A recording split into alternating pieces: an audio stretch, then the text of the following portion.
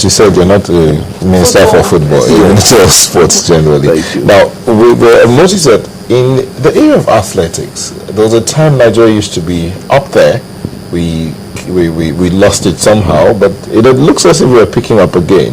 Now, let's look at the other sports. Athletics, swimming, that collects about 40 medals in the Olympics and all of that. What are we doing? And as a custodian, what's the policy to move the sports forward? Well, thank you very much. I'm really excited about what is going on at the moment. As I speak to you, about 4,000 kids are in Ilori for the National School Sports Festival. It's an unprecedented enrollment of kids. That hasn't happened in a long while. In a long while, right, in a long while. I saw the contingent from Anambra. It was huge.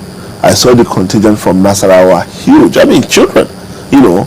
So it was really exciting to see this happening, competing in all sports, you know. And by next week, we're going to open the National Youth Games. It's the first time ever we'll be having the National Under-17 Youth Games, right? So these are the new platforms that we are building to bring in other sports. Because our understanding at the National Sports Commission is that all sports doesn't have to be about podium success. It doesn't have to be about winning medals. You know, if you encourage children to take to sports, then it has direct benefits for you in health. You spend less on health. Then you get more results in education as well. Then you have children who will pursue a lifetime of commitment to sport. They are healthier, they are sharper, and they're able to deliver to the economy and to their family, right? But if you are able to get 2 million kids playing sports, and only 1% of them take to sports competitively, that is 200,000. Then to get 200,000 children available to represent Nigeria in international sports, that is a huge resource. You know, so this is all very clear. I mean, but don't forget also that the major outcome of the retreat is Nigeria should focus on the areas of competitive advantage. That is a trend all over the world. Which do you think are? No, it's not what I think. The retreat concluded that wrestling, weightlifting, boxing, taekwondo, and football. There is one other one I've forgotten now. Athletics, of course, are Nigeria's area of strength. So for elite sports competition, Nigeria will focus on these 5 sports.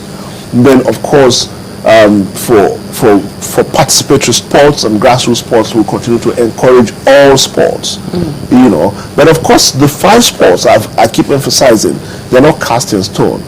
So we'll get to a level where funding will be deployed to these sports based on results. So you find a situation where a particular sport may drop out of this 5, another one will climb. You talked about results because, sorry to cut you there, we have to bring in athletics again, because for the very first time, just like in football, the country is dominating on the continent in all levels, senior and all the categories. I think even the one in Port Novo, there was another one in Warri Delta State in March 2013, and just a recent one in Mauritius. But for almost 14 years, we were absent from that IWF table until what we saw from Blessing Okagbari and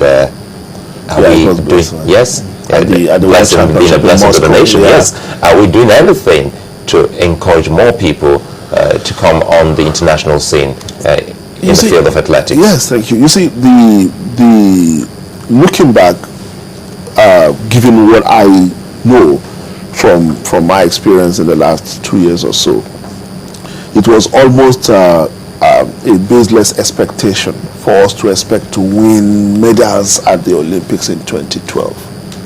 Right, because the basic building blocks for excellence at that level did not exist. We were only wishing, hoping.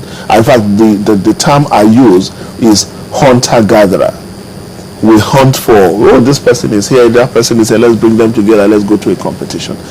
Global sports have gone beyond that. It has to be scientific, it has to be planned for, right? The thinking is that you have to invest about a minimum of 10,000 hours of training to excel at that level. right? 10,000 hours mean 2.5 hours every day for 10 years. That is huge. That requires consistent planning. 2.5 hours every day for 10 years. For 10 years, I mean. Interesting. So, yeah, I don't know if you're done answering that question, but just quickly, talking about the national policy, we're also saying that sports is also one area where we come together as a country, regardless of whatever it is. It could be football. We've seen that unity in football. Are we also pursuing it as a policy for national unity? of course, it's a policy for national unity, and every Nigerian recognizes that. The federal government of Nigeria recognizes that. And I'm saying that this government, the kind of support, the kind of commitment that we've seen from Dr. Goodluck Jonathan, I can speak for for my predecessors and the leadership they worked for, but I think that if this is the kind of support that we've had over the years in sport, I think we cannot be talking about lack of political will, as we used to hear, because the political will is there, and we have had all the support that we need. The president has shown that he is really interested and committed, and he understands the soft power that comes from sport. Winning the under-17 World Championship in UAE has brought Nigeria more public relations mileage than whatever we are investing in our embassies. I'm not saying the embassies are not important, but I'm saying that the public relations mileage that we got from winning the under-17 games, is so huge, is so immense, that every country, the leadership of Nigeria understand that. So, but to go back, I would like to go back to the issue of high performance sports, because that is what it is, right? In Nigeria, we do not even have a single high performance center. There's no country on earth that has won Olympic medals that does not have a high performance center, right? So now, for the first time, coming out of London, and that's why I said that the London failure was one of the best things that happened to Nigerian sports, because it shocked everybody out of the complacency. If we had come back with 1 or 2 medals, we'll still be saying, okay, things are okay, but it was clear to us that we were back to ground zero and we had to build from the scratch. Now we are going to have a high performance center that I am confident will be commissioned latest by February next year. So when you have a high performance center, what it means is that you have a high performance system around it, and you have people who are deliberately being prepared for competition at the scientific level. Right. How is it going to be run? Because sometimes they say it's not for lack of ideas, it is how we finally implement them. Well, it may interest you to know that for the first time, I keep saying for the first time, and I'm proud to say that, for the first time we have a national high performance director in this country. Right. We just hired about 2 weeks ago an American lady, Angela Taylor, who was hugely experienced in running high performance sports, and she signed a 4-year contract with us to run the high performance elite sports in Nigeria. Then we got a performance director specifically for athletics. Unfortunately, these don't get the kind of media mileage they should get, because it's not football. So when people accuse me of being football minister, I accuse them also of being football. How easy it is for you, Mr. Abdullahi, how easy it is for you to get all of those results? Because if you look at athletics, I'm looking at all of them now, and football, so many other sports, and from the reception we get when these people come back home, organized by the president, now I'm not using the word presidency now, by the president, how easy it is for you to always get some of these ideas or policies or principles before Mr. President for you to finally get that result? Do you have to happen them on and on again, or is it a sport, the way they say it, loving president? He is. You've said it is a sport. I can't remember. I can tell you, it may sound as a surprise to you, that I don't have to see Mr. President.